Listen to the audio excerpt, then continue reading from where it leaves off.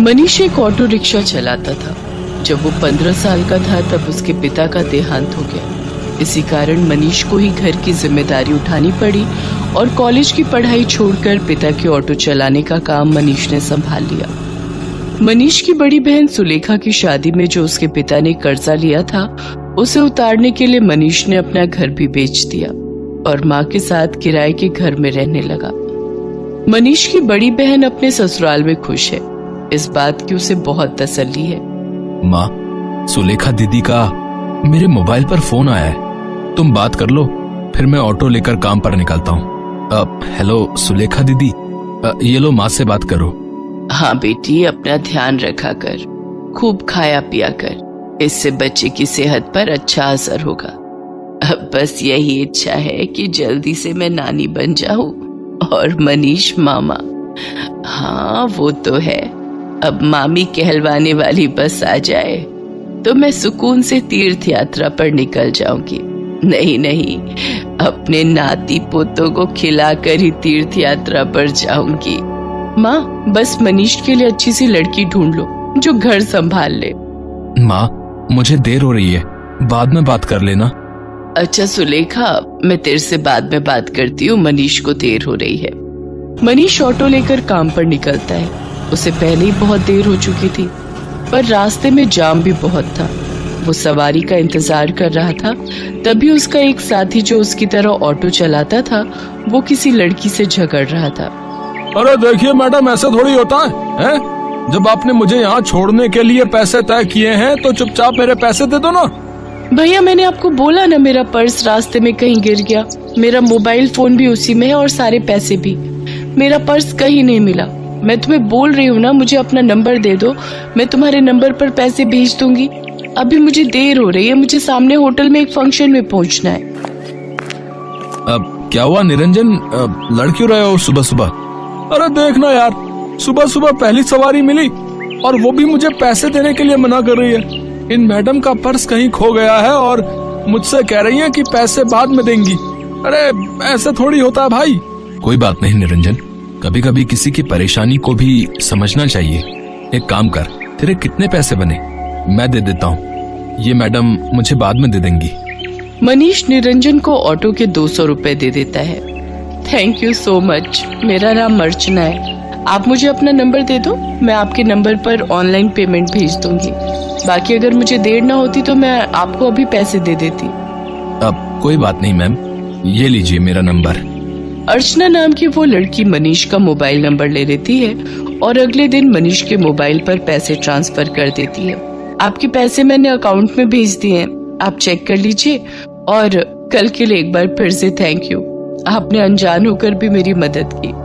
अर्चना और मनीष बात करने लगते हैं। अर्चना को मनीष से बात करना बहुत अच्छा लग रहा था। उसके बाद 1-2 बार अर्चना की मुलाकात मार्केट में मनीष से हो ही जाती है।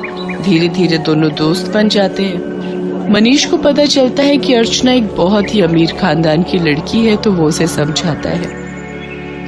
अर्चना, तुम बहुत ही अमीर खानदान की लड़की हो, तुम में और मेरे में जमीन आसमान का फर्क है। मैं एक मामूली ऑटो रिक्शा चलाने वाला गरीब लड़का हूँ। तुम्हारा और मेरा यूं दोस्ती रखना ठीक नहीं है। प्लीज तुम मुझसे मत मिलो। तुम ना मिलने की बात कर रहे हो, और आज तो मैं तुम्हें अपने प्यार का इजहार करने आई थी। मैं तुम्हें बहुत पसंद करती हूँ मनीष। मैं अपनी आगे आने वाली पूरी लाइफ तुम्हारे साथ मिलकर जीना चाहती हूँ।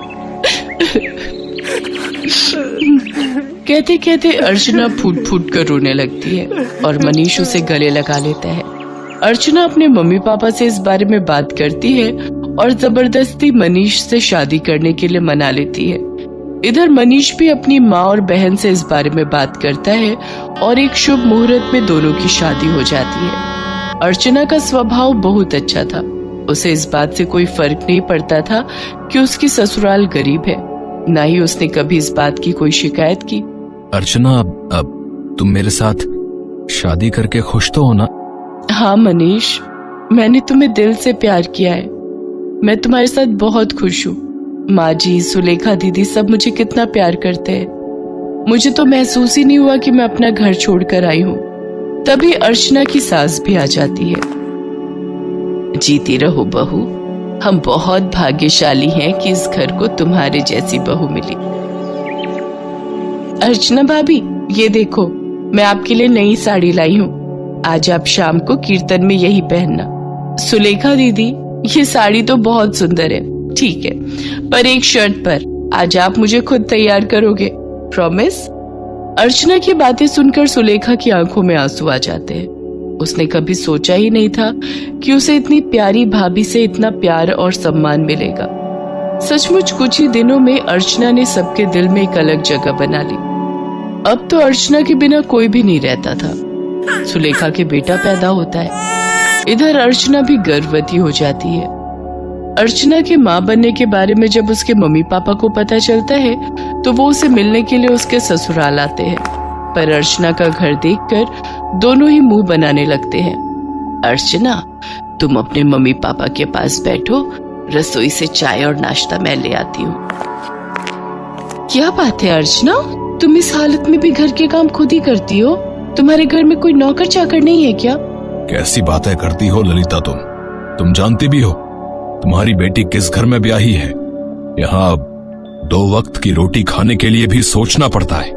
एक टाइम की सब्जी दूसरे टाइम खाते होंगे ये भला क्या नौकर चाकर रखेंगे? नहीं पापा, ऐसी कोई बात नहीं है। माँ जी और मनीष ने तो मुझे कई बार कहा है कि मैं घर में कोई काम वाली रख लूं, पर पूरा दिन मैं घर पर होती हूँ, मेरा भी मन नहीं लगता, और फिर मैं तो कुछ भी नहीं करती, सारा काम माँ जी ही करती है, मुझे उठने ही नहीं देती। ये लीजिए चाय।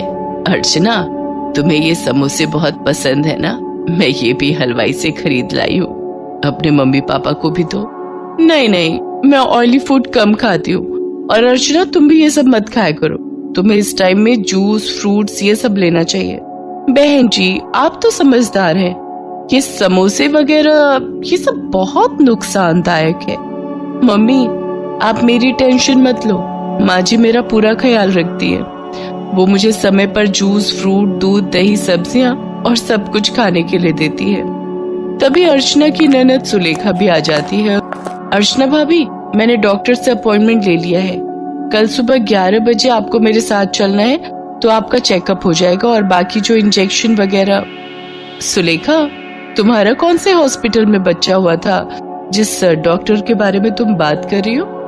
जी, वो बड़े बाजार में जो हॉस्पिटल है जहाँ डॉक्टर नेहा बैठती है, वो सस्ता बेकार सा हॉस्पिटल। अर्चना, तुम उस हॉस्पिटल में चेकअप के लिए जाओगी? तुम्हारा दिमाग तो ठीक है। अर्चना, तुम एक मामूली से हॉस्पिटल में चेकअप के लिए जाओगी? तुम चिंता मत करो, इन लोगों के पास अगर तुम्हारे इलाज के लिए पैसे नहीं है तो क्या हुआ, मैं तुम्हारे लिए इस शहर के सबसे बड़े नामी हॉस्पिटल में आज ही बात कर लेता हूँ। और तुम अभी के अभी अपना सामान पैक करो और हमारे साथ चलो। किसके घर? आपके घर पापा? मैं अभी अपना घर छोड़कर कहीं नहीं जा सकती। मुझे डॉक्टर नेहा, जो कि एक बहुत बड़ी और समझदार डॉक्टर है, उन्होंने सुलेखा दीदी की नॉर्मल डिलीवरी की है। उन्होंने मुझे पूरा रेस्ट करने के लिए बोला है। और शायद आपने ठीक से सुना नहीं, मुझे कल सुलेखा दीदी के साथ डॉक्टर के पास जाना है। आप थोड़ी देर और बैठेंगे या जा रहे हैं? क्योंकि अभी ना मनीष आने वाले हैं। वो शहर में एक नया रेस्टोरेंट खुला है, वहां पर मेरी फेवरेट आइसक्रीम मिलती है, तो आज मेरा वो खाने का प्लान है, तो हम सब डिनर के लिए जाने वाले हैं। अर्चना का ऐसा कोई प्लान नहीं था, ये उसकी सास और सुलेखा जानते थे, पर अर्चना अपने मम्मी पापा को एहसास दिलाना चाहती थी कि उसके ससुराल वालों का और अपमान ना ही करे तो उनके लिए बेहतर है। अर्चना के मम्मी पापा लज्जित हो जाते हैं और कुछ देर बाद वहां से चले जाते हैं। अर्चना की सास और ननद दोनों की आंखों में खुशी के आंसू थे। अर्चना अपनी सास और ननद के गले से लग जाती है। ये कहानी है सुभद्रा की। सुभद्रा गांव में रहती है और उसका बेटा अखिल शहर में। वो वहां एक मल्टीनेशनल कंपनी में जॉब करता है। सुभद्रा का बेटा अखिल अचानक से शहर से उससे मिलने गांव आया था। बेटे को देखकर वो बहुत खुश हुई और फिर से वही शिकायतें उसकी शुरू हो गई जो हर माँ की होती हैं। कैसी शक्ल बनाकर रखी है तूने, कितना दुबला हो गया रे तू। अरे खाना पीना ठीक से खाता नहीं है क्या? बहुत काम करवाते हैं क्या ऑफिस वाले? अरे माँ कहाँ दुबला हुआ हूँ, वैसा ही तो हूँ। पता नहीं यार माँ की आंख ऐसी क्यों होती है, उसे अपना बच्चा दुबला ही दिखता है। तुझसे तो बोलना ही बेकार है। सुन, तू हाथ मुंह धो ले, मैं तेरे लिए आलू के पराठे बनाकर लाती हूँ। सुभद्रा रसोई में जाने लगी तो अखिल ने अपनी माँ का हाथ पकड़कर उसे सोफे पर बिठा लिया और कहा, अरे माँ ये सब छोड़, मुझे तुमसे कुछ बहुत जरूरी बात करनी है। ये सुनकर सुभद्रा की आंखों में चमक आ गई और उसने खुश होकर उससे पूछा, क्या बात करनी है बेटा? शादी के बारे में? तू तैयार है? रुक, मैं तुझे कुछ दिखाती हूँ। सुभद्रा ने सोफे के पास रखे टेबल से कुछ लिफाफे निकाले और उससे लड़कियों की तस्वीर निकालकर अखिल को दिखाने लगी। बोल, कौन सी है तुझे पसंद? अखिल ने उन तस्वीरों को बेमन से देखा और माँ से कहा, माँ मुझे इनमें से कोई भी पसंद नहीं है। क्या बोल रहा है तू? सारी इतनी सुंदर हैं, पढ़ी लिखी भी हैं। तब अखिल ने अपनी माँ से जो बात कही उसे सुनकर उनके चेहरे पर चमक आ गई।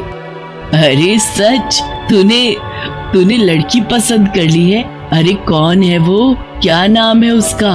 कहाँ की है? अरे माँ, एक साथ इतने सारे सवाल। ये कहकर अखिल ने अपना मोबाइल निकाला और उसकी गैलरी से आकांक्षा की तस्वीर निकाल कर दिखाई। उसे देखकर सुभद्रा बहुत खुश हुई। वाह, कितनी सुंदर है मेरी बहू। मैं बहुत खुश हूँ बेटा, बहुत खुश। अखिल और आकांक्षा की शादी हो गई। जब वो पहली बार उसे लेकर घर आया तो सुभद्रा द्वार पर उसकी आरती उतार रही थी, तो आकांक्षा को ये सब पसंद नहीं आ रहा था। आकांक्षा शहर में रहने वाली मॉडर्न ख्यालों की लड़की थी। उसने सुभद्रा से कहा, क्या मम्मी जी, अब ये सब कौन करता है? अरे क्यों नहीं करता, सभी करते हैं। लक्ष्मी हो तुम मेरे घर की, और लक्ष्मी का स्वागत तो ऐसे ही किया जाता है। सुभद्रा की बातों को सुनकर आकांक्षा ने अपना मुंह बना लिया। अखिल चाहता था कि आकांक्षा थोड़े दिन माँ के साथ रहे, क्योंकि उसकी कंपनी वाले उसे देश से बाहर भेजने वाले थे। आकांक्षा ने भी कभी गांव देखा नहीं था, इसलिए उसने अखिल की बात टाली भी नहीं। ठीक है बाबा, लेकिन जल्दी आ जाना, मैं यहाँ अकेले बोर हो जाऊंगी। अखिल शहर चला गया। एक दिन की बात है, सुबह का समय था। आकांक्षा अपने कमरे में सोई हुई थी। सुभद्रा घंटी बजाते हुए पूजा कर रही थी। घंटी की आवाज से आकांक्षा डिस्टर्ब हो रही थी। वो गुस्से में बाहर आई और सुभद्रा से कहा, क्या मम्मी जी, सुबह सुबह इतना शोर क्यों कर रही हैं आप? ऐसा नहीं कहते बहू, मैं पूजा कर रही हूँ और अब तो सुबह के 7 बज गए। 7 बज गए तो मैं क्या करूँ? मुझे आप जैसे गवारों की तरह जल्दी उठने की आदत नहीं है। चलिए अब बंद करिए ये सब और मुझे सोने दीजिए। सुभद्रा को अपनी बहू की बात बहुत बुरी लगी, लेकिन वो चुप रह गई और खुद को ही दोष देने लगी। मेरी ही गलती है। अरे वो शहर की है, वहाँ लोग देर से सोते हैं, देर से जागते हैं। मुझे इस बात का ख्याल रखना चाहिए। आकांक्षा ज्यादातर समय या सोकर बिताती या अपने दोस्तों से बात करके। वो सुभद्रा की कोई मदद नहीं करती। एक दिन वो फोन पर बातें कर रही थी और सुभद्रा अपने बैल को चारा दे रही थी, तो अचानक उसका बैल जोर से रंभाने लगा। अरे क्या हो गया? क्यों गुस्सा कर रहा है तू? मैं आ तो गई खाना देने। हाँ ठीक है, मैंने आज थोड़ी देर कर दी। अरे क्या करती, मेरे घुटनों में जोरों का दर्द जो था। बूढ़ी हो गई हूँ ना मैं। उधर फोन पर बातें करती आकांक्षा की दोस्त ने बैल के रंभाने की आवाज सुनी तो उसने कहा, अरे क्या बात है आकांक्षा, तबेले में है क्या तू? ये पीछे से कैसी आवाज आ रही है? अरे गांव है ना ये, यहाँ तो गाय भैंस की आवाज आएगी ना, कोई डीजे तो बजेगा नहीं। अच्छा सुन, मैं तुझसे थोड़ी देर में बात करती हूँ। आकांक्षा ने फोन काटा और सीधे सुभद्रा के पास पहुंची। क्या मम्मी जी, आप लोगों को जरा भी तमीज नहीं है क्या? अरे मैं फोन पर बातें कर रही हूँ और आपका ये बैल शोर कर रहा है। अरे मेरी बेइज्जती होती है दोस्तों के सामने। आपको बड़ा मजा आता है ना मुझे तंग करने में। ये तुम कैसी बातें कर रही हो बहू? मैं भला तुम्हें क्यों तंग करूंगी? और जहां तक बात रही इसके रंभाने की, तो इसे भूख लगी थी। अब ये बेचारा हमारी तरह खाना तो मांग नहीं सकता, जानवर है ना। ये जानवर है, आप तो नहीं। कान खोलकर सुन लीजिए, जब मैं अपने दोस्तों से बात करूं तो इसे बाहर ले जाइए, नहीं तो मैं ये घर छोड़कर चली जाऊंगी। अरे नरक बना दिया है मेरा जीवन आप लोगों ने। सुप्रिया फिर से खामोश रह गई। एक दिन जब वो गोबर से घर का आंगन लीप रही थी तो आकांक्षा फिर से नाक बंद करके तमतमाती हुई बाहर आई और गुस्से में सुप्रिया से कहा, क्या है मम्मी जी ये क्या है? पूरे घर में आपने बदबू फैला दी है। बहू, गोबर है ये, पता है कितना पवित्र होता है, घर में कीटाणुओं को प्रवेश नहीं करने देता ये। अरे क्यों मेरे पीछे पड़ी हैं आप? नहीं चाहिए मुझे अपने घर में गोबर वोबर, जब मैं चली जाऊंगी तो करते रहना ये सब। बिल्कुल गवारों के बीच में छोड़कर गया ये अखिल। कंपनी वालों ने 2 महीने की ट्रेनिंग और बढ़ा दी उसकी। 2 महीने इस गांव को और झेलना पड़ेगा मुझे। सुप्रिया आकांक्षा की किसी बात का बुरा नहीं मानती, वो उसे बहुत प्यार करती थी। एक दिन की बात है, सुप्रिया ने आकांक्षा से कहा, बहू, आज कुछ लोग तुम्हें देखने के लिए आ रहे हैं। वो क्या है ना कि ये लोग शादी में नहीं आ पाए थे। मुझे देखने? अरे मैं क्या कोई नुमाइश की चीज हूँ जो मुझे देखने आ रहे हैं? सुनिए, उन लोगों को मना कर दीजिए, मुझे किसी से नहीं मिलना। आकांक्षा बार बार सुप्रिया का अपमान करती और बार बार उसे जली कटी सुनाती, लेकिन सुप्रिया अपनी बहू को कुछ नहीं कहती। उसे हमेशा यही लगता कि बहू शहर की है, वहाँ के तौर तरीके अलग होते हैं, उसे वो बदल नहीं सकती। एक बार की बात है, सुप्रिया कुछ दिनों से बहुत बीमार थी। उसका बुखार उतरने का नाम ही नहीं ले रहा था, लेकिन आकांक्षा को इन सब बातों से कोई फर्क नहीं पड़ता था। एक दिन आकांक्षा छत की बाउंड्री के पास खड़ी होकर अपने दोस्तों से बातें करते हुए और अपनी सास की शिकायत करके अभी फोन रखा ही था कि तभी न जाने कैसे उसका पैर फिसल गया और वो छत से नीचे गिर पड़ी। आह! आकांक्षा की आवाज सुनकर सुप्रिया भागी भागी बाहर आई। उसे देखा कि आकांक्षा जमीन पर गिरी तड़प रही है। बहू, बहू, अरे ये कैसे हो गया? आकांक्षा लहूलुहान हो गई थी। गांव में अस्पताल 4 किलोमीटर दूर था। सुप्रिया को समझ नहीं आ रहा था कि वो क्या करे। तभी उसे अपने बैल के रंभाने की आवाज आई। सुप्रिया ने अपने बैलों को तुरंत बैलगाड़ी में जोड़ा और अपनी बहू को उसमें डाला और खुद ही बैलगाड़ी चलाकर अस्पताल की ओर जाने लगी। जल्दी चल और जल्दी चल, मेरी बहू को जल्दी से अस्पताल पहुंचाना है। दोनों बैल पूरी तेज गति से भागने लगे। कुछ देर बाद ही वे सभी अस्पताल पहुंच गए। आकांक्षा की गंभीर हालत देखकर डॉक्टर ने उसे तुरंत एडमिट कर दिया और उसका इलाज शुरू कर दिया। कुछ देर बाद डॉक्टर ऑपरेशन थिएटर से बाहर आए। अब आपकी बहू की हालत में सुधार है। अगर आपने उसे लाने में जरा भी देर की होती तो कुछ भी हो सकता था।